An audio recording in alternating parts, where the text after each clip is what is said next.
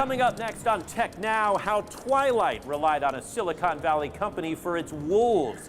We'll take you to a wild startup that also loves tech and movies. Looking for hot holiday products? We've got the latest version of the world's coolest camera and our exclusive behind the wheel for a day run with the newest Tesla. From the Tech Museum of Innovation in the heart of Silicon Valley, I'm Scott Budman. This is Tech Now.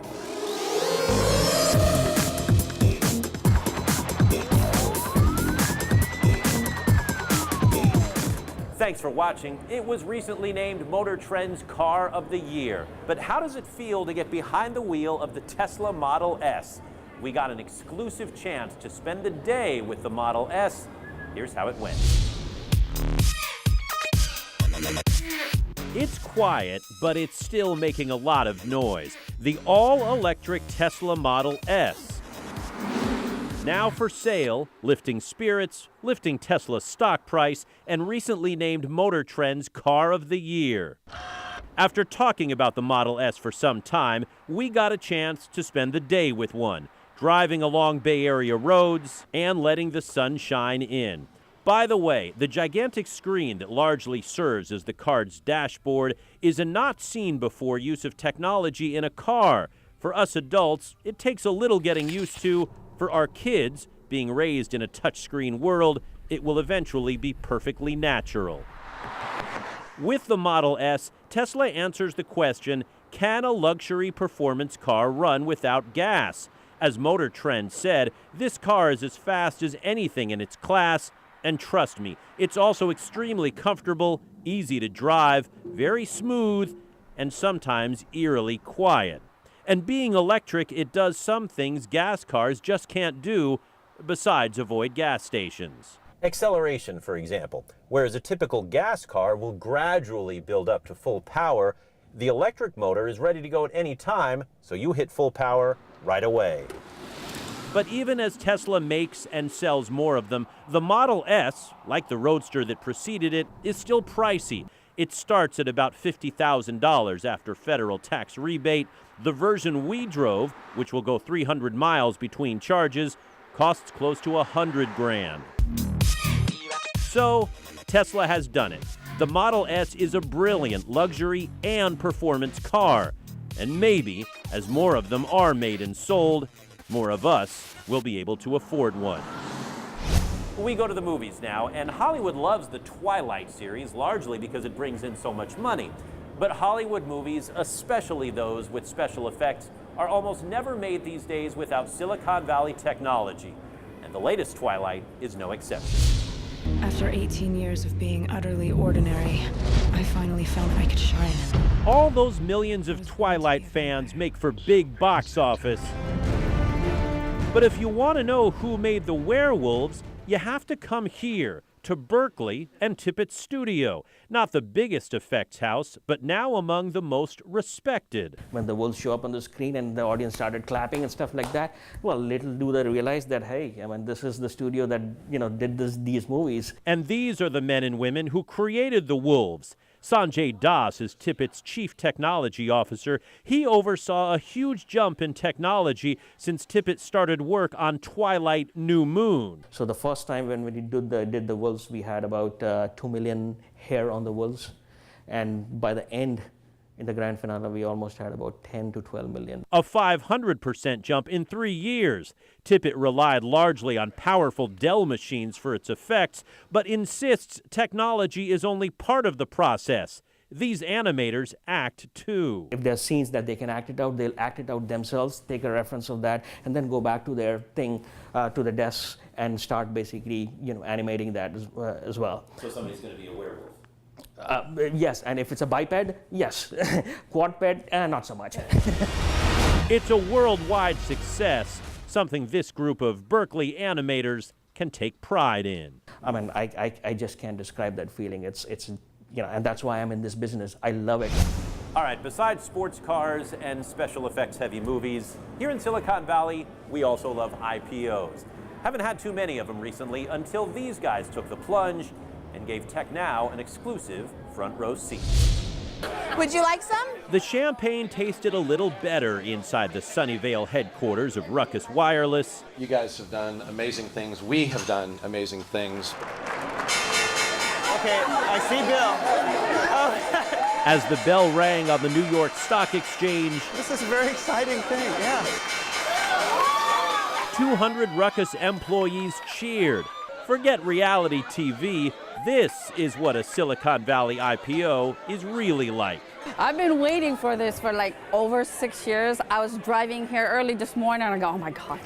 A day like this really makes it all worth it. You know, I've been here for 7 years now, and you know, through the grind, through the economic downturn, where we were just this upstart. We feel good about our company. Now, with the CEO on CNBC and $126 million of IPO money in the bank, it's time for Ruckus, a profitable wireless equipment maker, to celebrate. I've been with Ruckus for 6 years. This is the first time I've ever been through anything like this. So it's all new to me and it's exciting. It's different. The atmosphere in here right now is like, okay, party time. You know what? Today just made it like, it just feel great. I'm speechless. A company willing to go public in uncertain economic times, looking for investors to go along for the ride. Congratulations, Tom. Ruckus stock actually fell back on day one, dropping in value. On the second day, investors moved back in, willing to take a risk on a newly public company.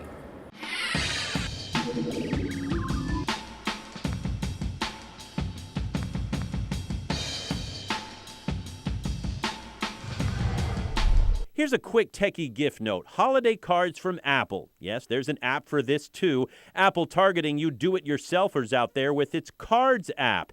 It lets you create the card from your own photos and backgrounds. Apple will then print and mail the cards for you, $2.99 each. Speaking of Apple, it scored a win recently in, of all places, the airport. The National Transportation Safety Board says that for safety reasons, it will no longer issue its employees BlackBerries, instead choosing the iPhone 5. That's a lot of iPhones. There are lots of green ways to drive here in Silicon Valley. Earlier in the show, we showed you the newest Tesla. Now a company taking algae and turning it into a cleaner burning fuel. If there is such a thing as an historic fill-up, this could be it. Fuel made from algae turned into biodiesel, a lot cleaner than what's currently in your car. 30% reduction in total particulate matter that's emitted from the fuel when it's burned, a 20% reduction in carbon monoxide emissions, and a 10% reduction in total hydrocarbons. So overall, in terms of sustainability, big win for the consumer. It's made by Silicon Valley-based Solazyme, distributed at this Redwood City gas station run by Propel Fuels. Their headquarters is nearby. Their future goal, help make the world a cleaner place. We recognize the transition to alternative fuels is going to take a long time in this country. It's not going to happen overnight. So we want to meet consumers where they are today. We want to take the vehicles they've got and provide them the best possible fuel choices that they can use today. It's a partnership drawing a lot of attention that could eventually lead to a new Silicon Valley leadership category, cleaner burning fuels to power your car along with other vehicles. We've had our fuel go into literally destroyers, helicopters, planes. We've worked with other corporate partners, including Genentech and Volkswagen, but this is the first time the fuel is available at retail. And like anything Silicon Valley takes the lead in, the companies here are talking job growth as well. We continue to hire great talent for this business. So yes, we are growing very quickly. Growing quickly, fueled by hopes of a cleaner future. The cleaner burning diesel from Solazyme actually costs about the same as regular diesel and gives your car the same performance. Stay with us. There's much more to come on Tech Now. We'll update the world's coolest camera, and we'll take you to Los Angeles, where a startup wants to blend Hollywood and Silicon Valley culture. Tech Now will be right back. Tech Now, your all-access pass to extra videos, interviews, and comments. Find us online on Facebook. Just search Tech Now TV.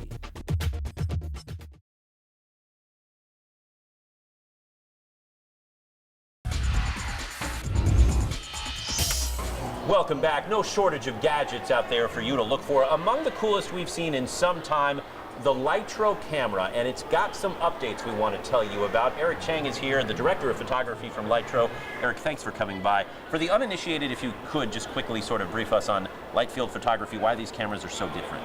Well, this is the first consumer light field camera, and the reason it's different is that it captures what we call the light field, which includes direction information. So this is information that's lost in traditional cameras. It's multidimensional, it's inherently 3D, and it pushes this camera into computational space, so we're harnessing the power of computers to do more interactive things with pictures. And when you take a picture with this, we've seen how you're able to touch a few things, adjust things, and actually change the perspective. That's just amazing.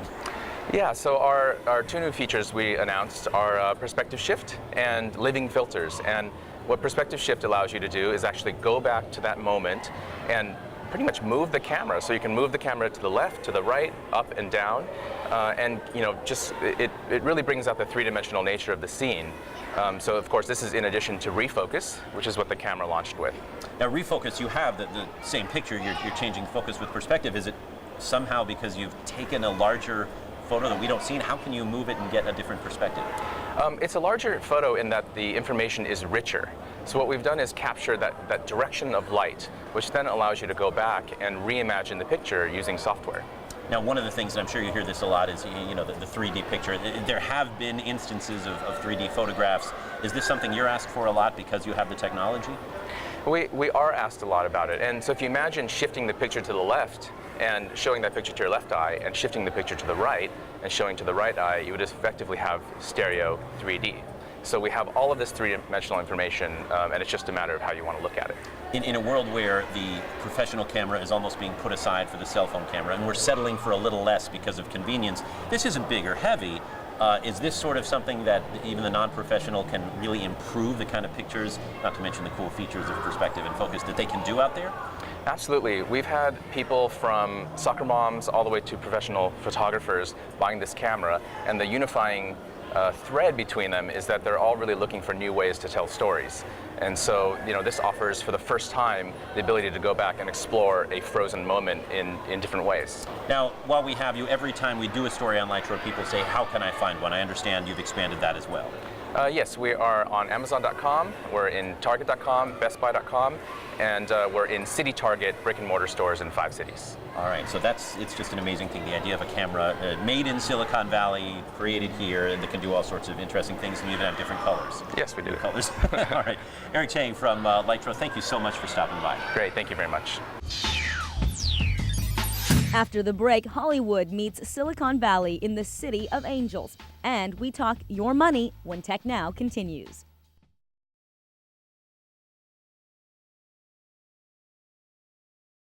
Earlier in the show, we talked Twilight and the link between Silicon Valley and Hollywood. It's a link that's only getting stronger, thanks in part to startups, like the one Kim McNicholas shows us right here.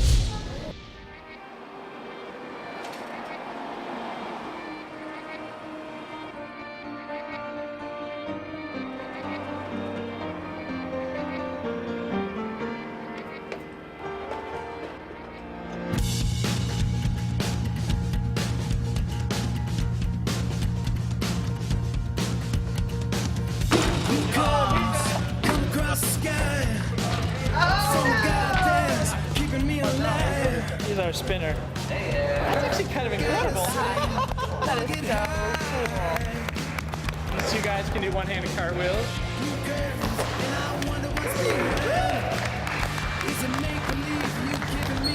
Bam! Chest bump. Here at Zephyr, you help movie companies and other studios and networks and things like that monetize their content online, and you have this great facility. When did you move in here? 9 months ago, probably. 9 months ago, so still very new. You're planning to expand here in this area. Why did you choose this particular area? Those that know Venice love Venice. I mean, Venice is kind of its own vibe and culture. Especially along Abbot Kinney here. It's an amazing street. There's so much inspiration here. It's a lot of where the big directors and producers hang out. You'll see people all the time walking up and down the street. So there's high fashion, incredible food, and a lot of creators here. You're completely inspired when you come to work, and that's what we want. It's go time, Debbie.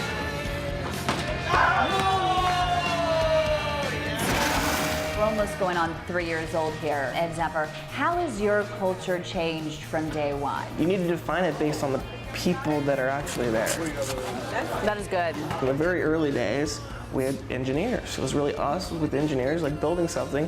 And so we did crazy stuff, like we all grew beards before her launch. So we had all these big grizzly beards, and we would eat Uncrustables, which is these little peanut butter and jelly sandwiches with the crust knocked off, and we would just eat so many that we'd just be so sick, because it was just startup. It was 15-hour, 16-hour days, just crushing stuff until launch. As we started to get a lot more media people, it became everything about movies. We would always go take the whole company to movies. We'd take big buses, big party buses down to Comic-Con. We'd all dress up like our favorite Big Lebowski character and go bowling.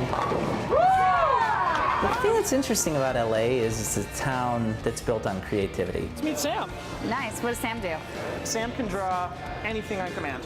Me? And people that come to LA, they come from all over the world, international, national. They come here to be involved in something creative. Thank goodness he's not doing it in color to get my red tongue.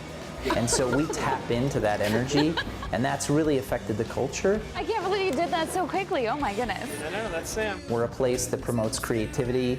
We love the work that they do with us, and we also want to be mindful of their own personal goals and aspirations, which kind of leads us to the Zephyr University stuff that we're doing. Think of it as like a mini film school. We want to try and create like a studio space of some kind. There's definitely going to be a dedicated Zephyr U space. It's where the editing bays will be, the After Effects bays will all be there. We'll do workshops where we bring in industry notables, and then we'll give them access to equipment. Keep this in mind as like an opportunity that if you take advantage of, it would just like keep reaping benefit. This is something they can do on lunch, this is something they can do after hours, they can rent all the equipment. But it's funny, when we were thinking about how to provide more value for them, what we thought at first was, you know, we'll create all these big schemes, and we had this thing there, sometimes they call them claimers. And so we said, we're gonna create this thing called the Hunger Claims. And Rich and I dressed up, and we did this big presentation, and there's smoke and fog, and we had everyone spin this wheel with all these incentives. And it just didn't, I mean, people thought it was funny. What we kind of found out and discovered is that these people just want to create. So why not have them create and present to us? We'll do film festivals of their content. We'll highlight them and their works. And that was the kind of shift that we've had like a really good response to. Andrew is on our content team, and for one reason or another, Andrew knows the entire dance to It's Gonna Be Me by NSYNC. You might been hurt, babe. That ain't no lie. I don't think I do. Never seems enough for you. You don't wanna lose it again. I'm not like you. And as an added bonus, we've got Kim McNicholas here from Pando Daily to show us her NSYNC moves. No. Did you practice with him? Absolutely not. He was very serious. He was. Very serious about doing matter of fact in every single movement. We talk a lot about culture of startups here in Silicon Valley. They've got it there as well. I mean, that looked like a fun place to work. Technollywood. Yes. Oh wait, no. Is this Technollywood? It's so blurred right now. And it's true with the big companies. You know, Hollywood doesn't make a movie without Pixar and DreamWorks and THX and all that stuff. And Silicon Valley has got a big link. It's almost like this marriage between the two, and it really is solid. And they're competing for talent. I mean, both in terms of engineers and also in terms of even directors and editors and you know, anyone who is in filmmaking. And so it's really joined. And so that's why culture is so important both here as well as in Southern California. And this was actually the first piece. I've been doing the Office Crasher series for a while for Pando, and this was the first time I have been able to actually demonstrate how culture evolves over time, depending on when you're actually building your platform. You're trying to attract engineers to the point where you say, okay, well, I have the platform already built. Now I need this different type of content creator. And what attracts an engineer and a content creator are two different things. And so when people ask me, well, what is culture? How do you define culture and how does it evolve? I say you need to watch this piece. And if someone wants to be in LA, now they can be in LA depending on their skill set, or up here, I guess. Oh, it's huge. I mean, I hate to use the term Silicon Beach because you have Silicon Alley, Silicon Beach, Silicon Valley, and I think it's ridiculous, but there is a huge tech scene that's evolving down there. Excellent. Well, Kim McNicholas from Pando Daily, thanks so much for stopping by. Thanks.